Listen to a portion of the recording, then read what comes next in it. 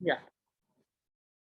Hello, everyone, and welcome to another wonderful session. We have a great presenter today here with us, and I'm super excited to introduce her. Ramandeep Kaur is a early childhood educator, a content designer, pre-primary, and a teacher trainer. She is an education blogger who speaks her mind about her open-mindedness in education. She has trained almost 200 teachers in the last 6 months through various workshops, and her paper, Empathy in Education, which is amazing. It was shortlisted among 10 top finalists in the Bangalore School of Education event. And don't forget, if you are here today, that UAGC does not lead to immediate teacher licensure. You will need to go back to your individual state, and UAGC also does not consent to anything that is in this presentation. It is primarily hers, and the floor is yours. Thank you so much for being here today with us. Thank you so much, Tisha, for such a warm welcome. And I so look forward to present the presentation. And I'm so excited and so glad and even grateful that you have provided me this platform. As an early child educator, I believe that dissemination of information is crucial. You know, being an early educator doesn't mean just teaching children. It should be like giving information to masses. So here I am with my presentation on the topic Read Aloud session.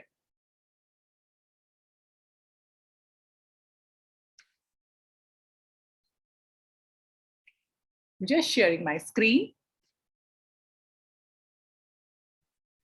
So today's topic is reading, the pleasure principle, the importance of read aloud to our children.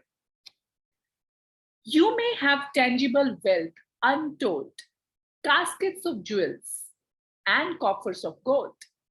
Richer than I, you can never be. I had a mother who read to me. Imagine we all must have heard lullabies from our mothers, haven't we? So why our mother used to tell us the bedtime stories? What was the reason? Because it had a calming effect on the brain and we used to put forward to sleep. So that means language expressed in any form has a significant effect on one's life. Since we are talking about early years here, so I'll be talking about the significance of language in the early years. Imagine if we did not have language to communicate our feelings and thoughts. How would we do that? How would life be? It would be really difficult. How would we communicate without language? Gestures, of course. Gestures to express our feelings.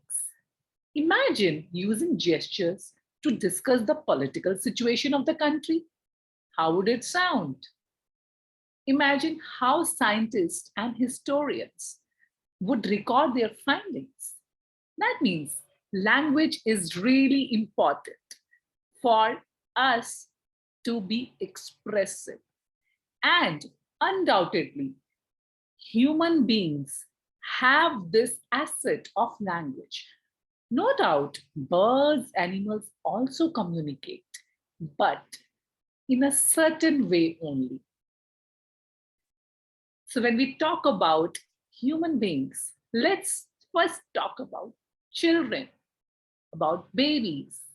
When a child is born, when a newborn is born, what happens? The baby cries a lot. That means the baby is trying to express that is his language during that time.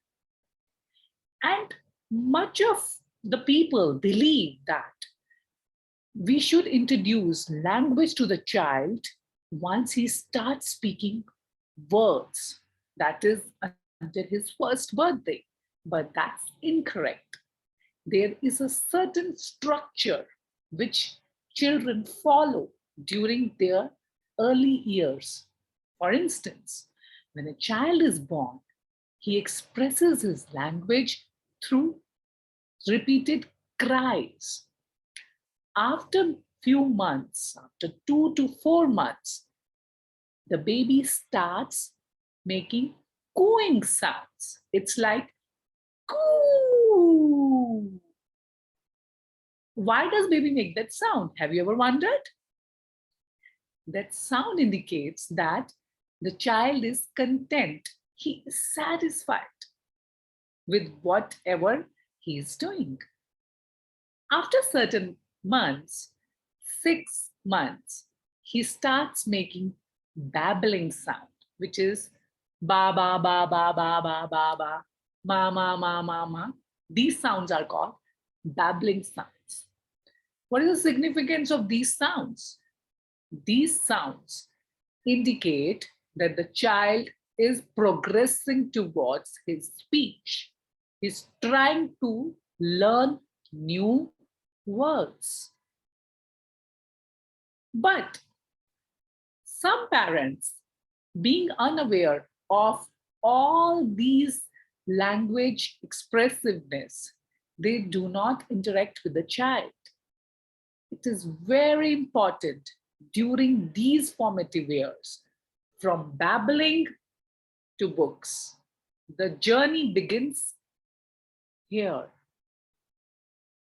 Even if the child is with the caregiver, even if the child is with the parents, it is important for parents or the caregiver to communicate with the child.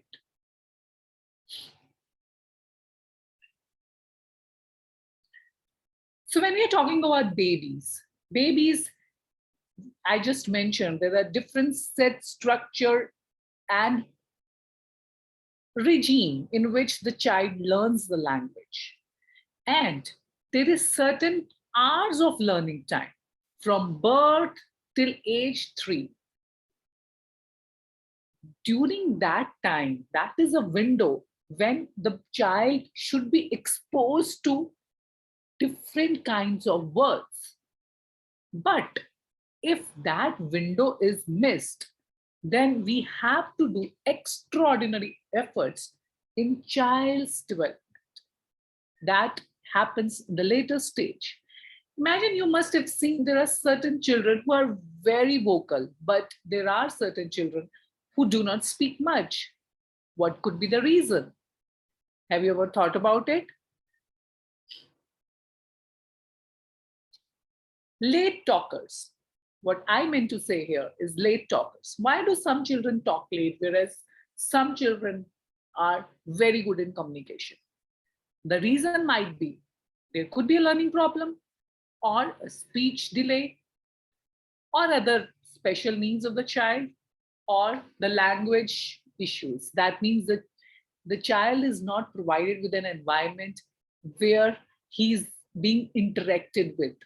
For instance, if child is born to parents and the parents are too busy with their work, they don't have time to interact with the child will not pick up many words. His vocabulary will not be enriched.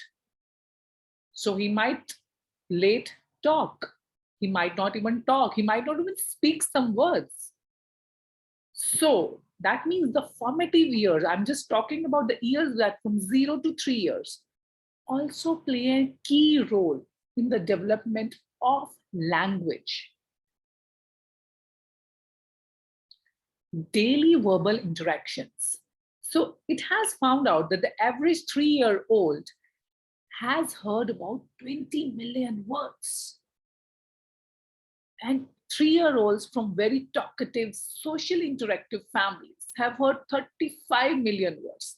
That means those parents who are making efforts of interacting with the child on daily basis, they are prompting the child and asking the child certain questions. For instance, right now I'm just talking to you. If I'm talking to a baby, I'm just asking him, what is this? Which color is this? So this way I am making him, giving him a lot of opportunities to speak. But if the child is not interacted much, his vocabulary, his speaking might get delayed. So this is a difference which I'm trying to tell you, that why certain children speak good language, have good command over language, whereas certain children speak late because their vocabulary is not enhanced, efforts has not been made during the formative years.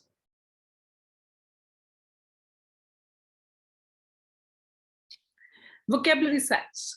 When we talk about the vocabulary size, the average child has about 700 word vocabulary by the age of 3. Can you just imagine? 700 words vocabulary by the age of just 3? And children of very sociable families have a vocabulary of about 1100 words. Sociable here means who are very socializing. Parents make efforts to visit their grandparents, their relatives. They are giving opportunity for the child to speak much. So the child's vocabulary has more words. From 700 goes to 1100. And children of uncommunicative, where parents are not communicating, non-reactive families have only vocabulary of 500 words.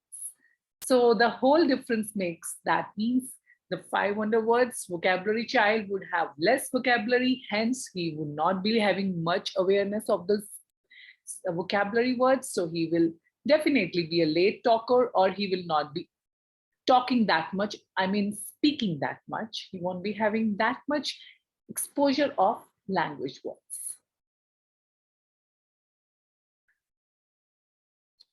The numbers. Let's see what the number says. Well, the number says if in a home setting, I'm just imagine if we are in a setting where the mother watches more TV. So in that particular case, the interest in books is just 39%. Whereas if the mother herself reads, the interest of the child will definitely be in reading. That means we have to enact as a role model. Being parents doesn't mean that we just have no responsibility on daily basis, except from food and other things.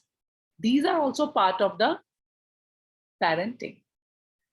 So if a father watches TV, the interest rate of the books is 35%. But if the father reads to the child, the children's interest is 60%. If the child owns a library card, it's 37%. Whereas if a child is taken to the library, imagine their parents who makes efforts that every week we are going to visit a library. The child's interest in reading and speaking definitely is 98%.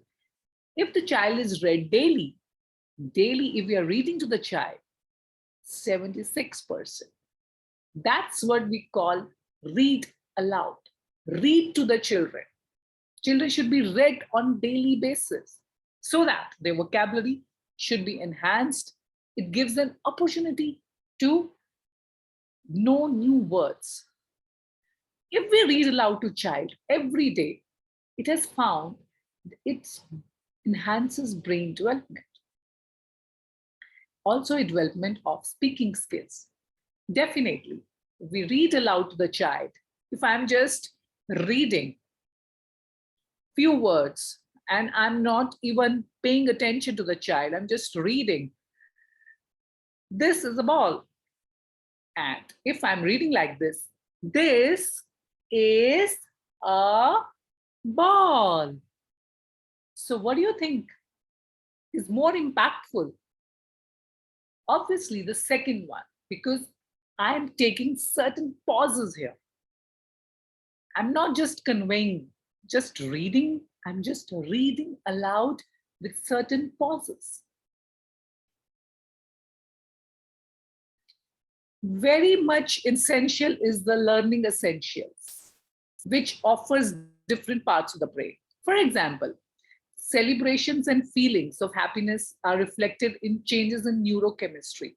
What do you mean by neurochemistry? That means when we think differently, our brain gets a signal to perform. Like for instance, today I'm here for a presentation and I'm up till night also. Why I'm doing this? because I have prepared my brain for the same. I know that I have to do it no matter what the time is. That's what the neurochemistry is all about. If you think that you have to provide this information to the child, no matter what other work could be, you will find out ways to provide that information to the child. And that includes reading also. You will find reading time. Some parents, they usually tell that we don't have time for all this because we are very busy. You have to find time. The time can be prioritized. And if the child is not exposed to certain sounds when they are young, it's very difficult to acquire them later on. If the child doesn't know certain sound, this speech, it's very difficult for him to teach in later stage. So parents' role play a very important role. So is teachers' role. Now, on a humor note, do you know what is the secret of Superman's success? Oh, he was also read to as a baby.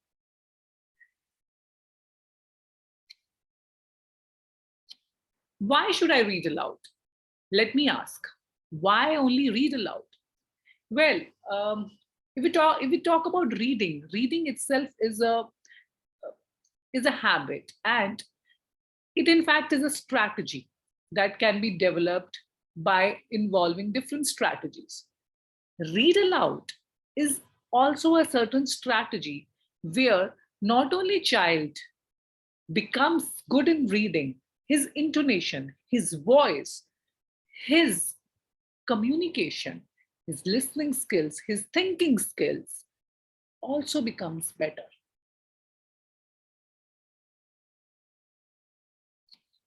So how do we do this? How do we do read aloud? In school, how do teachers do read aloud? There are different strategies which can be used for reading aloud. Like, for example, as you can see in the presentation, 3 pictures you can see. In the first picture, the teacher is showing some pictures to the child. Now, she's showing the pictures and the child is pointing out to that book. That means the teacher is giving the opportunity for the child to speak. Suppose I'm just showing you a book and I'm asking you, which color is this? So I'm prompting you to speak. I'm not telling you what is this. This is called prompting. And automatically this child starts speaking. So this is one strategy. Another strategy used by the teacher in the second picture is she's sitting with a very gentle posture, with very welcoming posture, and she's having a small group of children. Read aloud can be done in a small group also, and it can be done in a large group also. In the second picture, the teacher is sitting with few children, and she is showing the picture. She is flapping the pages one by one. She is not rushing to the reading part. She is taking pauses. That is what is more imperative when we are conducting read aloud sessions. Very important for us to take the pauses at the appropriate intervals. In the third picture, you can see the teacher is wearing a hat. That means she's into the character of the story. She's wearing a hat of the character. And she is giving the chance for the children to speak. And simultaneously, she's kept a board so that she can write down some points. This is also a very good strategy to develop interest in reading and using read aloud strategy. Okay, so read aloud, reading, when we talk about all this, we should understand some of the semantics of the language. How does we do that? It involves decoding. It involves language comprehension and reading comprehension in the end. So what do we mean by decoding? Decoding is something which is generally done by spy. Yes, it is something like that only. And how do we do that? Well, it involves phonemic awareness also. So we break certain sounds and then we read the word. For instance, I want you to read the word which has ch sound, which is C and H, which is ch sound. And it has a sound a train makes, like chug sound. If child is small, he's learning phonics. So how is going to break the sound? Break the sound and form a word. It's ch a g, ch a g. So that is called decoding. So he's breaking the sound and forming a word. This is when reading develops, when the child learns to decode. So it's a process, decoding, breaking the sound and forming a word. That means he's identifying which word is this. So reading involves decoding. Then it involves, obviously, it involves reading. And the components of reading are decoding, comprehension, and retention. So decoding, I just mentioned that it's just like what does spy do? He just decodes the information. So that's what the child is doing. Then the child starts reading. Comprehend. What do you mean by comprehend? Comprehend means that the child is taking the information and trying to understand, trying to use the language of decoding and trying to make it assimilate how it can be used, how it needs to be comprehended. Not just reading, but comprehending. That means he's understanding what exactly the sentence is trying to say. Mary is going to the school. Mary is going to the school is just a sentence. What is the comprehension? Where is Mary going? She's going to the school. That's comprehension. So the child learns comprehension when we read aloud to the child. The child learns decoding when we read aloud to the child. And certainly, if the child learns decoding, he tries to comprehend and it gets registered in his memory. That's where the retention part is. Tries to get retention in his memory. So the more read aloud is being done, he gets more exposure to the language, he decodes, he comprehends, and he retains. So it has a process of all three together, and it gets enhanced. The more read aloud sessions are being done, the more language skills are being developed. Simple reading can be taken later on once the child becomes an early reader. So this is the stage where the child is developing the interest of reading. He's learning new words. His vocabulary is increasing day by day. He's learning to break the sounds. If you want kids to read, then read amazing books aloud every single day. That's the message at the end. So it brings me to the end of the presentation. I hope I was able to clear and impart my learnings and insights through this workshop of Read Aloud. It has been a pleasure to be able to deliver my presentation on this platform. I'm so grateful once again to Tisha, who has given me this opportunity to speak. Thank you, Tisha. Thank you so much.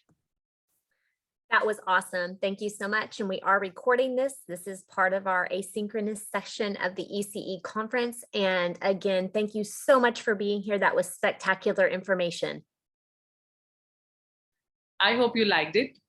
I did. I'm going to stop the recording now. All right.